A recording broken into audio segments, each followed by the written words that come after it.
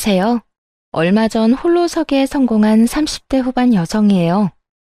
저를 이용하기만 하려던 시댁과 손절한 사연 한번 들어보시겠어요? 저는 남편보다 8살 어려요. 그리고 그 이후로 결혼 전 시모가 결혼을 반대했었죠. 웃긴 건 그때 당시 제 나이가 20대 후반이었다는 거예요. 절대 어린 나이가 아닌데 그래도 시모는 결혼을 반대하더군요. 그리고 시모도 시부와 10살이나 차이가 나는데 말이죠.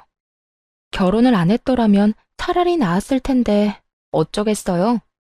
그때는 둘이 로미오와 줄리엣이라도 된 것 같은 기분이었거든요. 반대하면 더 타오른다더니 옛말 하나 틀린 거 하나 없더군요. 남편이 처음이자 마지막으로 한 번만 만나보라며 자기 부모님을 설득했고 결국 저는 시부모를 볼 수 있게 됐어요. 그래, 내 듣기로는 아버지께서 몇 해 전에 돌아가셨다고? 네, 제가 대학 들어가고 나서 암 때문에 입원하셨다가 결국 돌아가셨어요. 어머니께서 고생이 많으셨겠구나. 네, 일하시느라 바쁘셔서 자주 병원에 오지는 못하셨지만 아버지 돌아가실 때까지 병간호하면서 어머니도 도와드렸어요. 그러자 입 꾹 다물고 아무 말 안 하던 시모가 갑자기 끼어들어 묻더군요. 네가 아버지 병간호를 다 했다고? 암이라고 해도 연명 치료로 꽤 오랫동안 병원에 계셨을 텐데 얼마 동안 병간호 해드린 거야? 2년 반 정도요. 어머나, 긴 병에 효자 없다는데 어떻게 그렇게 오랫동안 간병을? 너무 어려서 걱정했더니 다 큰 어른이었네. 어린 아가씨가 어른 공경할 줄도 알고 참 기특해. 그런 것도 모르고 나는 여태까지 철없는 어린애라고만 생각했어. 앞으로 자주 놀러와요. 이렇게 참한 아가씨라면 괜찮겠네. 이야기를 나누는 사이에 시모는 급격히 태도를 변경한 느낌이었어요. 친정아버지 병시중을 오래 들었다는 말에 어른을 잘 모시는 것처럼 보였나 봐요. 아버지 아프셨을 때는 제가 대학생이라 시간이 많이 남았었거든요. 그리고 저 말고 시간 뺄 수 있는 사람도 없었고요. 만약 일하고 있었다면 병간호를 못 해드렸을 수도 있겠죠. 그렇지만 그 일을 통해 시모에게 인정받게 되어 잘 됐다고 생각했어요. 그렇게 가까스로 시댁의 인정을 받고 당당히 결혼을 할 수 있었죠. 시모의 결혼식 낙에 어떤 꿍꿍이가 숨어 있다는 것도 모르고요.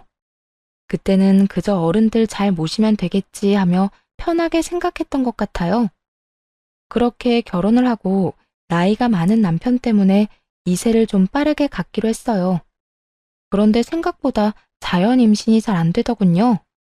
제 나이가 많은 편이 아닌데 임신이 잘 안 되니 가족들은 걱정하기 시작했어요. 게다가 결혼 후 3년 차에 난임병원을 찾으려고 했는데 그 계획도 무산돼 버렸어요.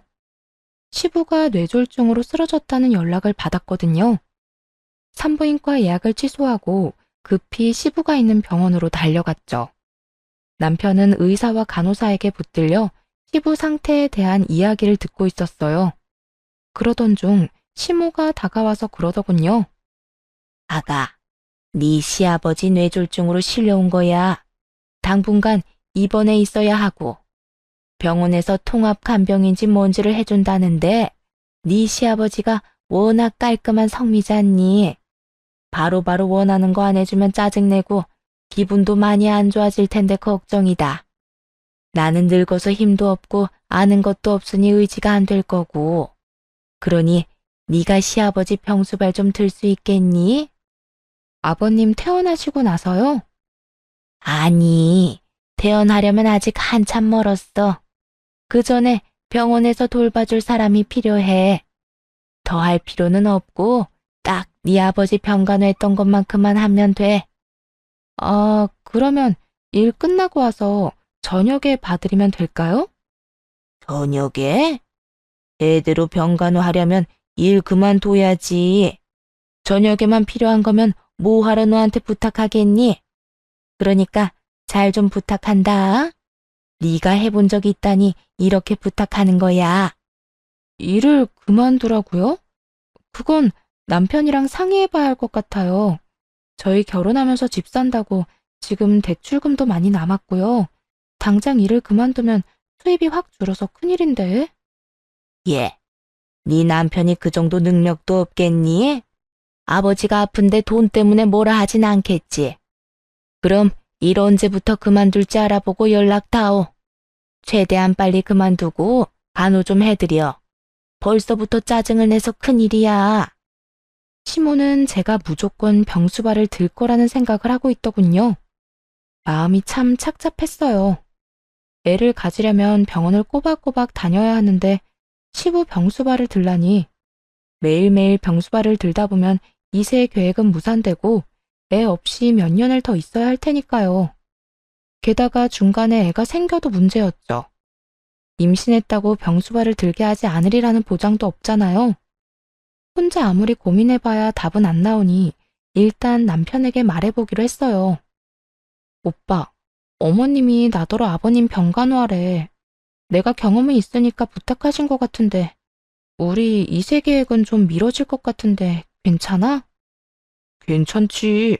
근데 정말로 아버지 병간호 해주려고? 너무 고맙다 진짜. 이렇게 착한 와이프 얻은 것도 복이지. 엄마는 나한테 고마워야 한다니까. 요즘 세상에 누가 시아버지 간병을 해? 근데 어머님께서 일 그만두고 아버님 병수발 들라고 하셔. 둘이 벌어도 생활비 많이 빠듯한데 어머님은 하루 종일 봐주길 원하시더라고. 뭐? 네가 일을 왜 그만둬? 저녁에만 병원에 가면 되지. 엄만 도대체 무슨 생각이신 거야? 일 그만두는 건 안 돼. 지금 들어가는 돈이 얼만데. 우리 결혼할 때 쓴 돈도 빨리 갚아야 한다고. 그럼 어떻게 할까? 그냥 저녁에만 돌봐드려도 되겠어? 그런데 어머님이 그렇게 말씀하셨으니 오빠가 대신 이야기 좀 해줘. 내가 이야기하면 변명처럼 들리고 하기 싫어하는 것처럼 보이잖아. 그럼 내가 나중에 엄마한테 말해놓을게. 너 일 그만두면 안 된다고. 솔직히 출산휴가나 육아휴직은 나라에서 돈이라도 좀 나온다지만 간병은 아닌데. 내 말대로 해. 그리고 집 산다고 대출을 얼마나 당겼었는지 엄마도 알면서. 너 일 그만두면 이 오빠 진짜 말라 비틀어질지도 몰라. 그럼 오빠가 꼭 좀 말씀드려줘.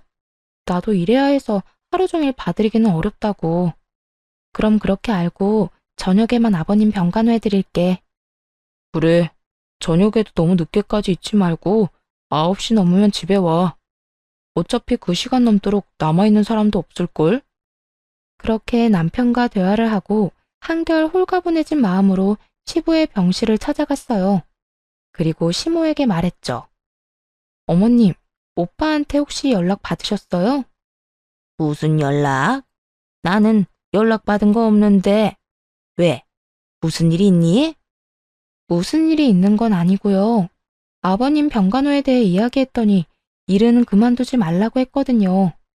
오빠가 직접 말씀드린다고 했는데 많이 바빠서 연락을 아직 못 드렸나 봐요. 그렇게 이야기하자 시모가 저를 보며 눈알을 막 부라리더군요. 내가 일 그만두라고 한 거 못 들었어? 저녁에만 잠깐 돌보는 거면 내가 하지 왜 너한테 부탁하겠어? 애들 생각하는 것 좀 봐. 어떻게 시아버지 아프고 힘들어하는데 돈 때문에 간호를 못하겠다고 해? 너 혹시 네 아버지 간호할 때도 이런 식이었니? 눈 가리고 아웅하고 막 이랬어? 그런 게 아니라 집 대출금 갚는 것도 그렇고 혼자 일하기는 너무 힘들다면서 오빠가 저더러 일은 무조건 하라고 하더라고요. 제 몸이 하나인데 모두의 말을 들을 수는 없잖아요. 넌 그 정도도 남편한테 말 못하니? 네가 먼저 일 그만두고 병간호하겠다고 했으면 아들이 좋아하면서 하라고 했겠지. 그런데 네가 하기 싫어하는 모습을 보였으니까 아들도 하지 말라는 거겠지. 솔직히 정말 화가 났어요. 왜 그런 소리를 들어야 하나 싶더군요. 그래도 꾹 참고 웃으며 시모에게 말했어요. 어머님, 그러면 오빠한테 말 좀 해주세요. 오빠가 제 말은 안 듣더라고요. 지금 전화해서 이야기해 주시면 될 것 같아요. 내가 왜 그런 말을 해? 네가 남편 설득해서 일 그만두고 여기 와야지. 내 아들이랑 이야기해야 하는 건 너야.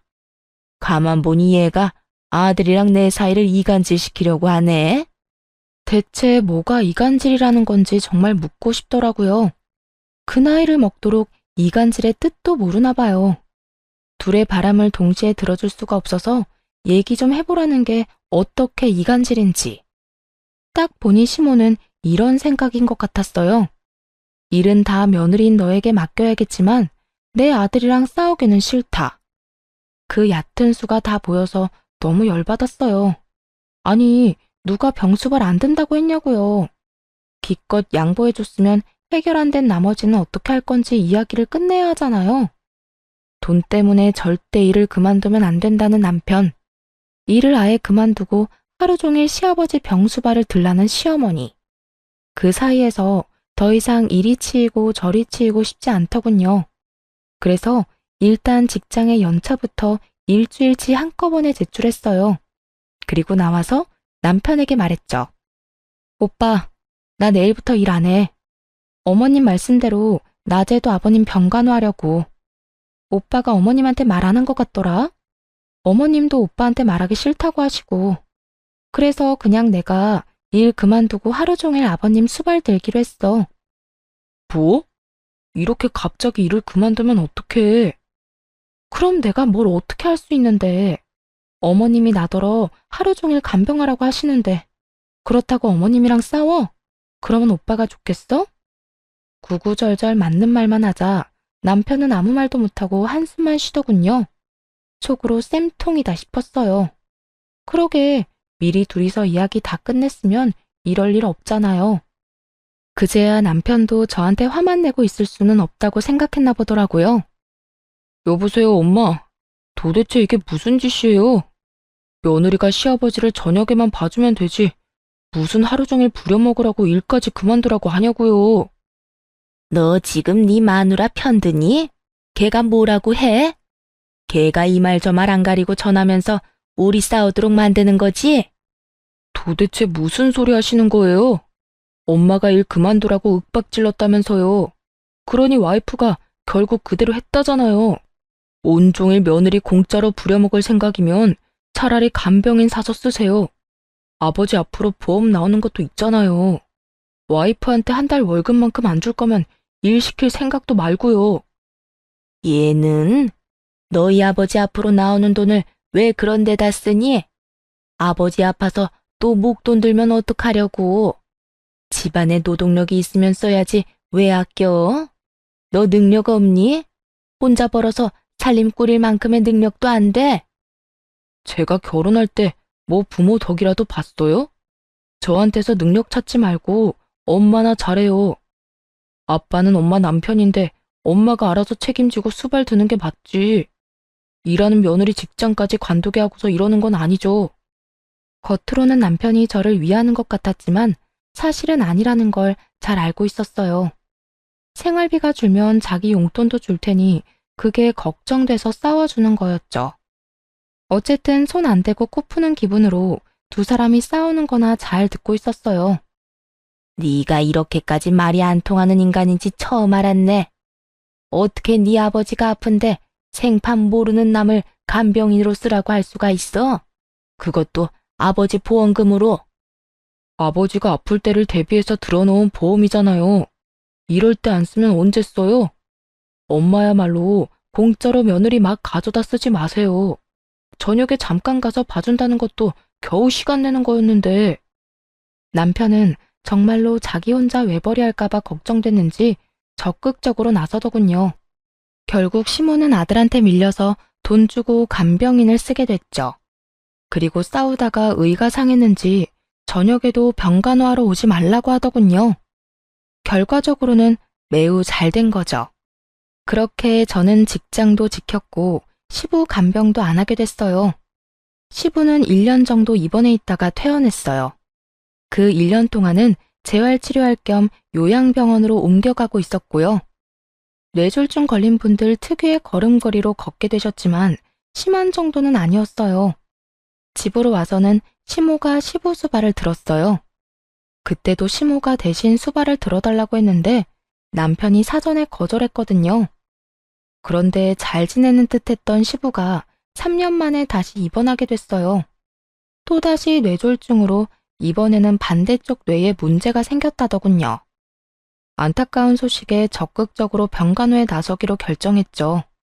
그 사이 남편이 승진을 해서 월급도 올랐고 저는 파트타임으로 시간을 줄여서 일하고 있었거든요.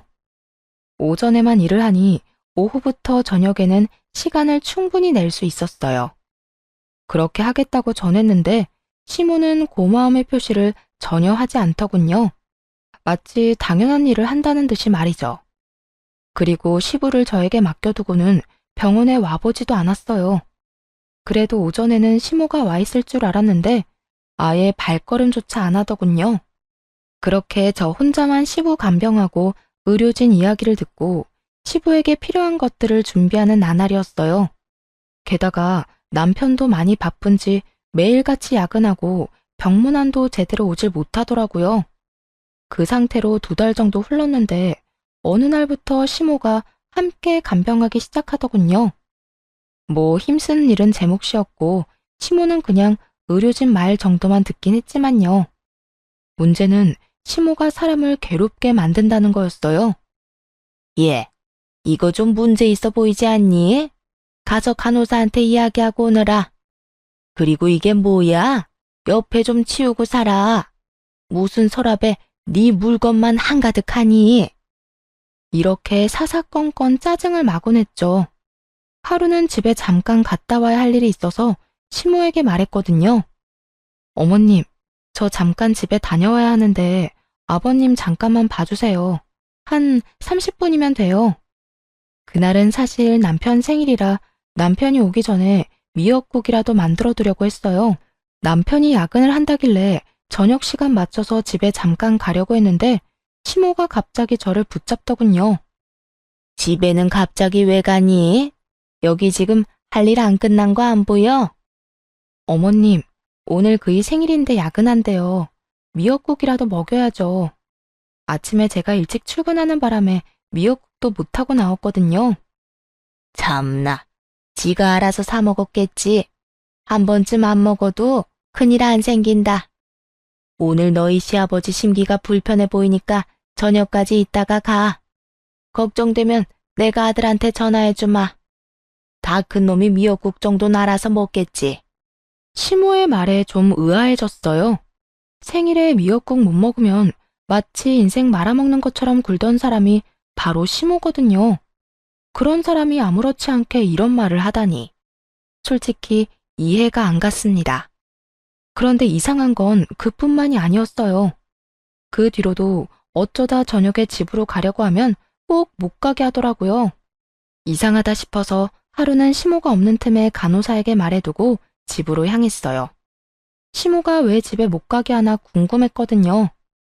그날은 토요일이라 아침부터 시부 병원에 나와 있던 상황이었죠. 그런데 오후 5시에 집으로 들어갔는데 아침과는 완전히 다른 모습이었어요. 집안 가득 여자 향수 냄새가 진하게 배어 있더라고요. 방금 전까지 누군가 있었던 것 같았어요.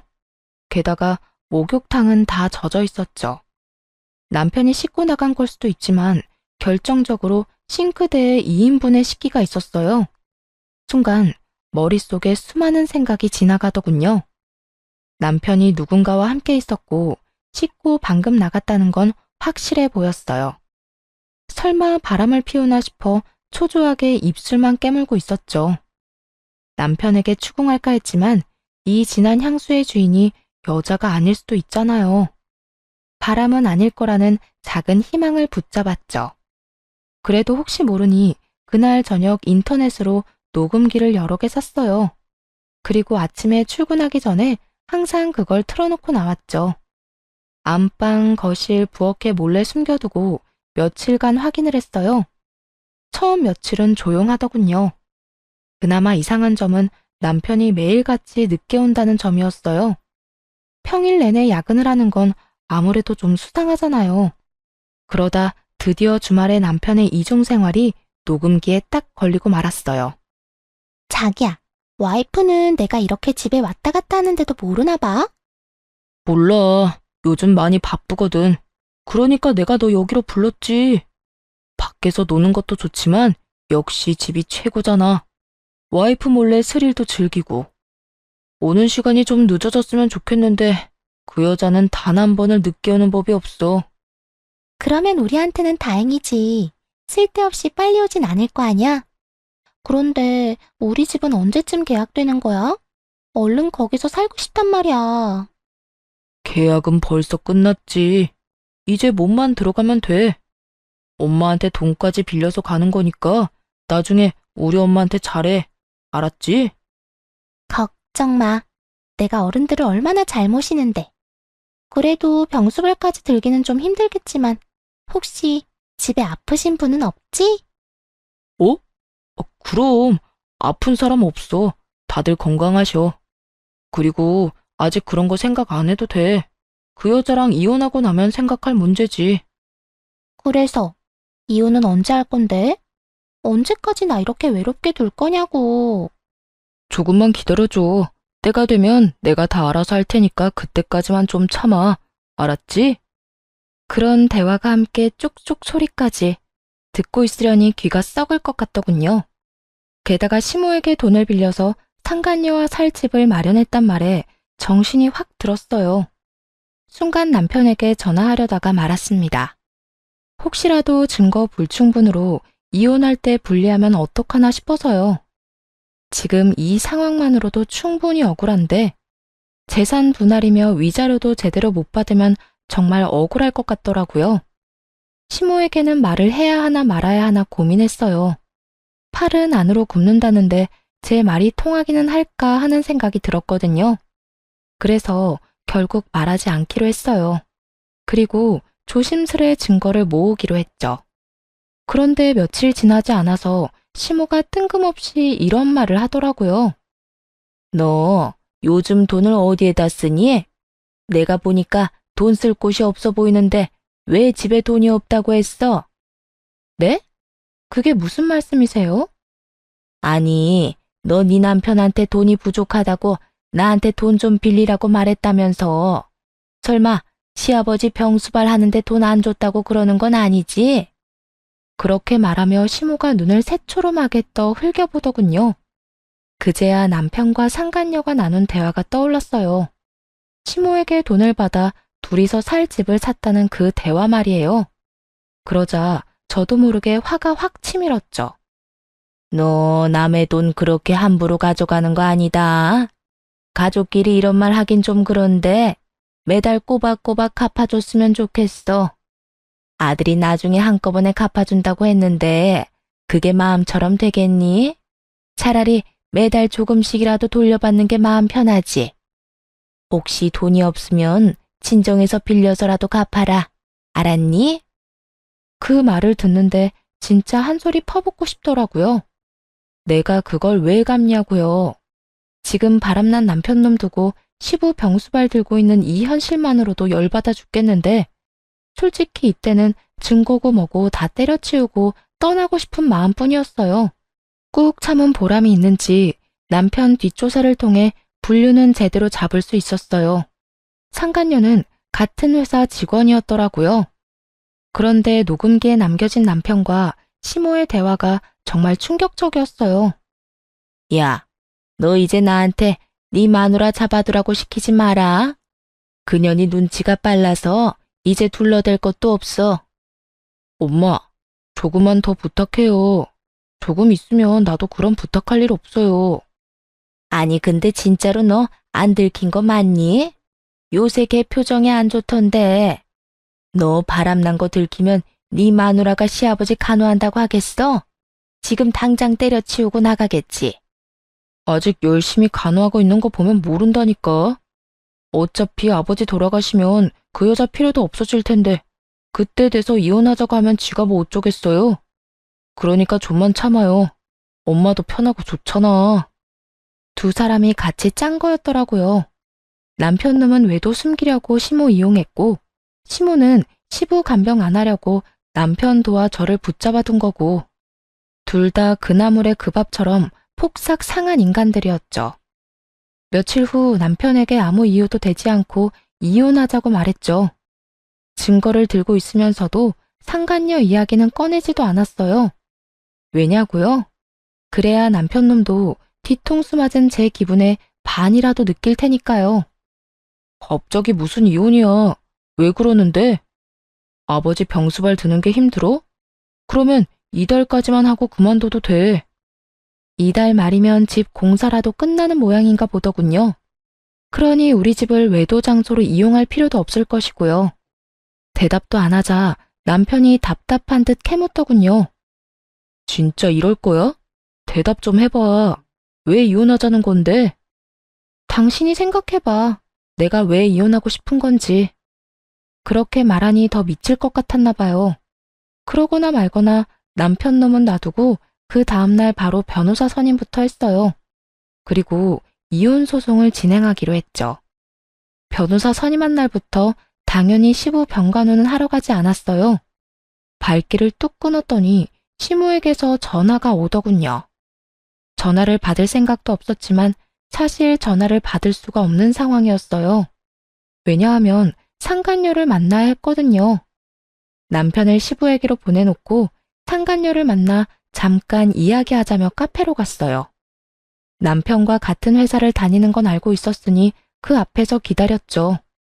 그 여자는 상간녀 주제에 상당히 당당하더군요. 그래서 무슨 일로 찾으셨어요? 저희가 사귀는 사이인 건 이미 아시는 것 같은데 할 말 있으면 그이랑 하세요. 저는 할 말 없으니까. 죄송한데 남편이랑은 얘기가 안 통해서 여기 온 거예요. 당신한테 말하는 게 더 빠를 것 같아서. 헤어져라 이딴 소리 할 거면 그냥 가세요. 우리는 안 헤어져요. 그 사람이 나 좋다고 결혼까지 하자는데 우리가 왜 헤어져요?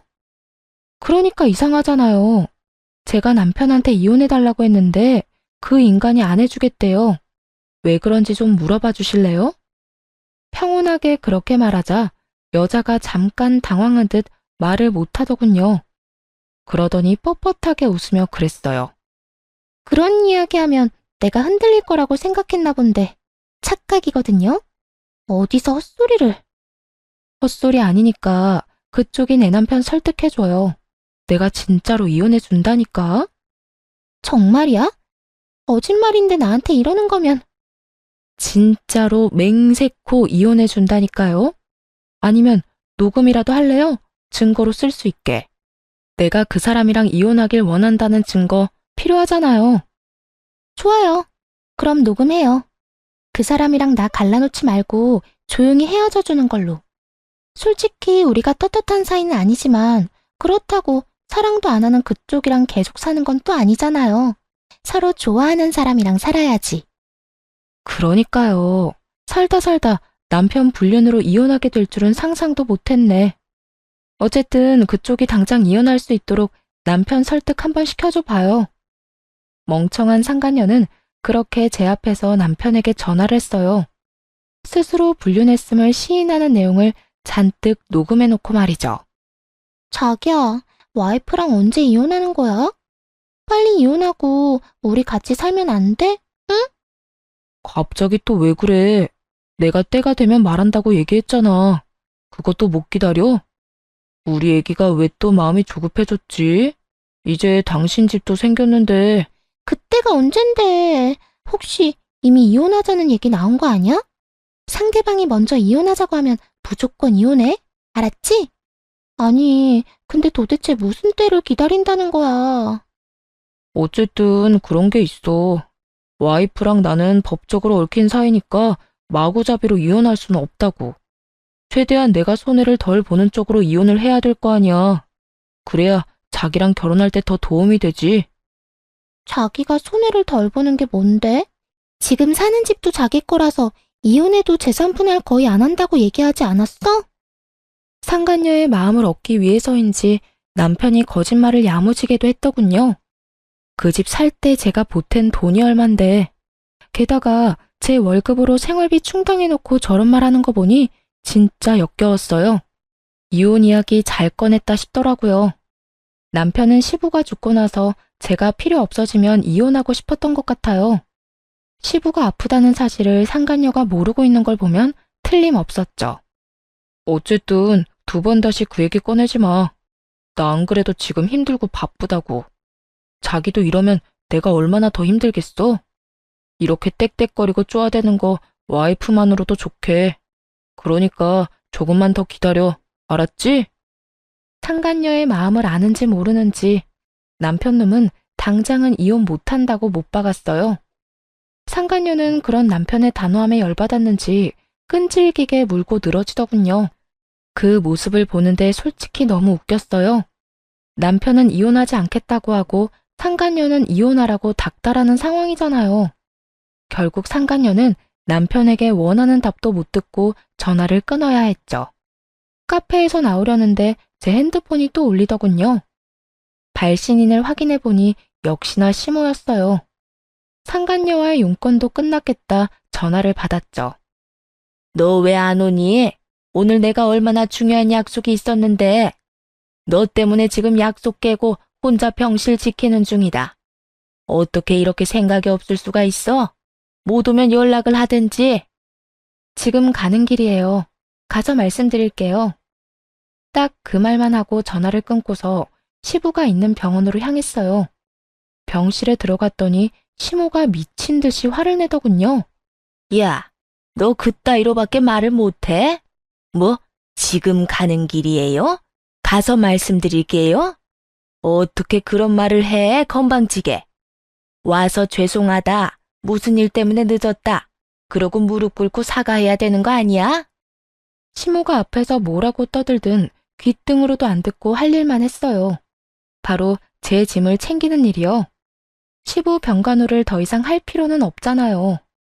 이미 이혼하자고 남편한테 이야기했는데 말이죠. 시모도 그제야 뭔가 이상하게 느껴졌는지 이내 조용히 눈치를 살피기 시작했어요. 아무 말 없이 짐을 다 싼 후에 시모에게 말했죠. 앞으로 저는 여기 올 일 없을 거예요.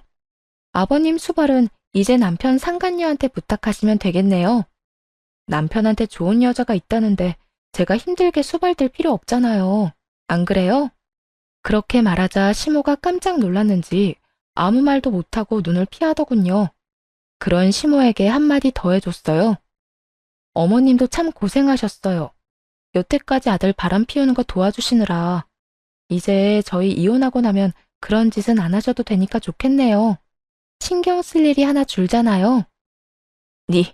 네가 무슨 말을 하는 건지 난 잘 모르겠구나. 그런데 너희 이혼하기로 했니? 나한테 빌려간 돈은 어떡하고? 그 돈 갚기 전에는 이혼 못한다. 다시 돌려줄 때까지 절대로 허락 못해. 아, 그 돈이요? 남편이 어디 썼는지 잘 알 거예요.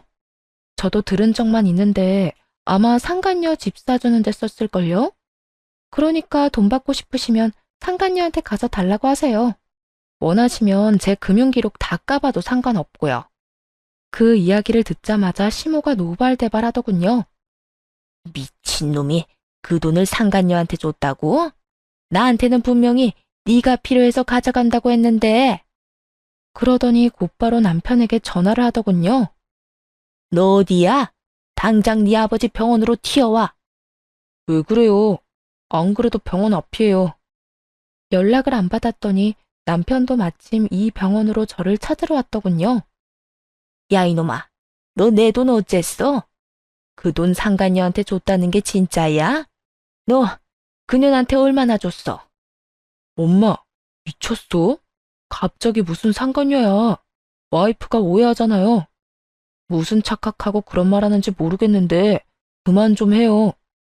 시모의 말에 남편놈이 기겁을 하며 자기를 두들겨대는 시모를 떼어내더군요. 이제 와서 네 마누라한테 들킬까봐 걱정이냐? 이놈아, 이미 다 알고 있어.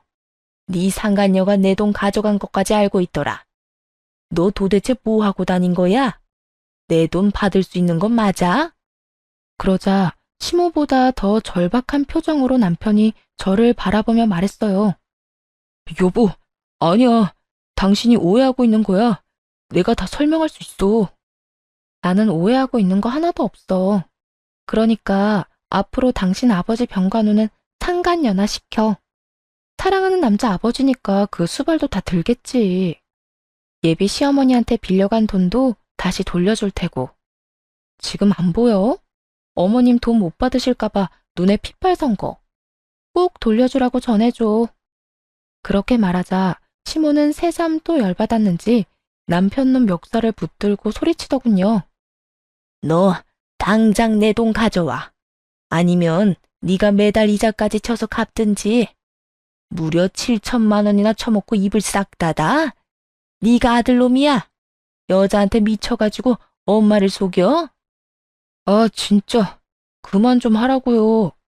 지금 이대로 와이프 보내면 꼼짝없이 이혼이잖아요. 여보, 잠깐만. 저를 붙잡으려는 남편을 시모가 붙들고 아주 난리도 아니었어요. 그런 두 사람을 뒤로하고 집으로 돌아와 짐을 챙겨 나왔죠. 소장도 날아갔는지 그 뒤로 남편이 전화하고 난리 났더군요. 사실 상간녀에게 보낸 소장이 무슨 이유에서인지 한번 반송됐거든요. 그래서 다음에는 회사로 소장을 보내버렸더니 결국 소문이 다 난 거죠. 미혼인 여자가 위자료 소장 받았는데 그 이유가 뭐겠어요? 평소 남편이랑 친하게 지냈기에 사람들 입에서 입으로 아름아름 퍼져나가며 결국 회사 전체에 소문이 나버렸대요. 남편 놈이 제발 만나서 이야기하자길래 상간녀한테도 연락해서 나오라고 했어요. 셋이 만나 깔끔하게 단판 짓는 게 낫다고 생각했거든요. 여보, 진짜로 그런 거 아니야. 불륜이라니. 발뺌을 하시겠다. 이거 보세요. 이미 당신 상간녀가 바람난 거 시인했고 녹음까지 다 해놨어. 증거자료 한번 들어볼래? 상간녀 음성이 녹음된 파일을 들려주니 남편 놈이 이를 꽉 깨물더군요. 그러고는 너무 열받았는지 마침 이쪽으로 오던 상간녀에게 소리를 꽥 질렀어요. 너 미쳤어? 어? 바보 천치가 아닌 이상 네가 유부남이랑 만난 걸 인정하는 녹음을 왜 해? 당연히 이 여자가 이혼해준다고 하니까 그랬지. 아니, 자기야말로 이게 나한테 화낼 일이야? 언제는 이혼하고 나랑 살고 싶다며. 그런데 이제 와서 화내는 거 보니까 이혼 진짜로 하기 싫었나 봐. 아니, 자기야, 그게 아니라. 이 쓰레기야. 내가 장난감처럼 보여? 너 그 집도 온전히 네 거 아니라며? 또 너네 엄마가 집안에 아픈 사람이 있어서 병수발까지 들어야 한다고 하더라. 회사에도 소문 다 나서 지금 열받아 죽겠는데. 헤어져. 나 이런 식으로 너랑 만날 생각 없어. 자기야, 잠깐만 있어봐. 내 말 좀 들어보라고. 야, 너 내가 준 돈은 돌려줘야 할 거 아니야? 이 미친놈아. 그 돈은 내 위자료야. 너한테 돌려줄 필요 없다고. 너 같은 사기꾼한테 당한 거 생각하면 그것도 싼 거지. 상간녀와 사이가 틀어지는 바람에 남편 놈은 그쪽을 달래느라 정신이 없었어요. 하긴 저하고는 이미 법적으로 정리가 되어가고 있었으니까요. 남편 입장에서는 저쪽이라도 건져야 자기 살구멍이 보이지 않았겠어요? 그렇게 저와 남편은 이혼하게 됐어요. 당연히 남편의 불륜, 시부를 모시던 제 상황 등이 참작되어 제게 유리하게 끝났죠. 그런데 판결이 나고 전 시모가 친정까지 저를 찾아왔더군요. 얘야, 이제 그 여자랑 우리 아들 헤어졌어. 그러니까 다시 제자리로 돌아오거라, 응? 우리 아들 혼자서 힘들어하는 거 보니 내가 더 힘들구나. 너도 어차피 이혼하고 힘들지 않니? 우리가 앞으로 너 하고 싶은 대로 다 하게 해줄 테니.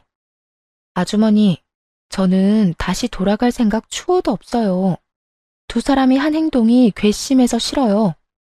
마누라한테 대리호도 시켜놓고 바람 피운 놈이나 그런 놈도 아들이라고 며느리 속인 아주머니나 똑같은 쓰레기인데 제가 왜 다시 쓰레기통에 다시 들어가요?